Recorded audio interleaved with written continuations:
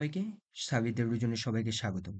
আজকে আমরা দেখব যে সার্কুলার প্যাটার্ন সম্পর্কে, যে একটা হোল থেকে কিভাবে অনেকগুলো হোল তৈরি করা যায় এবং সবগুলো হোল থেকে কিভাবে দুই একটা হোল সরিয়ে ফেলা যায়, সেটা আমরা দেখব সার্কুলার প্যাটার্নের সহায়তায়। তো সার্কুলার প্যাটার্নে ক্লিক করব।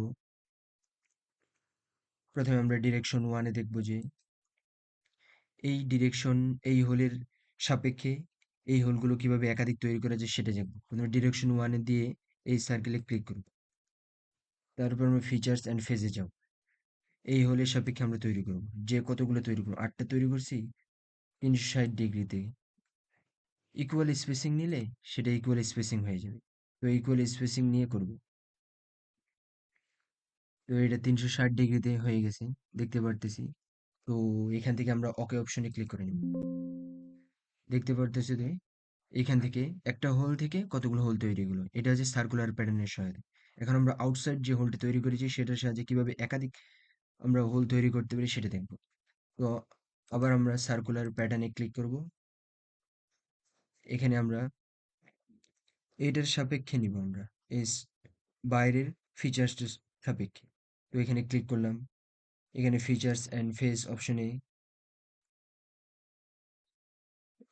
Direction two, feature and face অপশনে ক্লিয়ার সিলেকশন করলাম।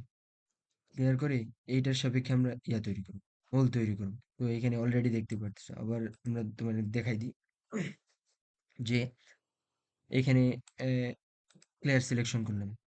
ডিরেকশন ওয়ান হচ্ছে এইটার সাপেক্ষে আমরা এইটাকে কিভাবে আমরা একাধিক তৈরি করতে পারি সেটা দেখব। তো প্রথমে এই বাইরের ফিচারটা সিলেক্ট করলাম, তারপর ফিচারে ক্লিক করব, তারপরে এই বডিতে ক্লিক করুন, দেখে একাধিক তৈরি হয়েছে, যেটা 360 ডিগ্রি ইকুয়াল স্পেসিং দিয়ে। তো এখানে অলরেডি তৈরি হয়ে গেল।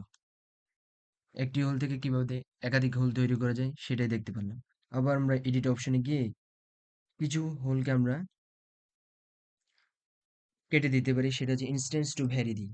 তো দেখে পিঙ্ক কালারের গুলো ক্লিক করলে ওই স্কিপ ইনস্ট্যান্স দিয়ে সেই হোলগুলো কেটে ফেলা যায়।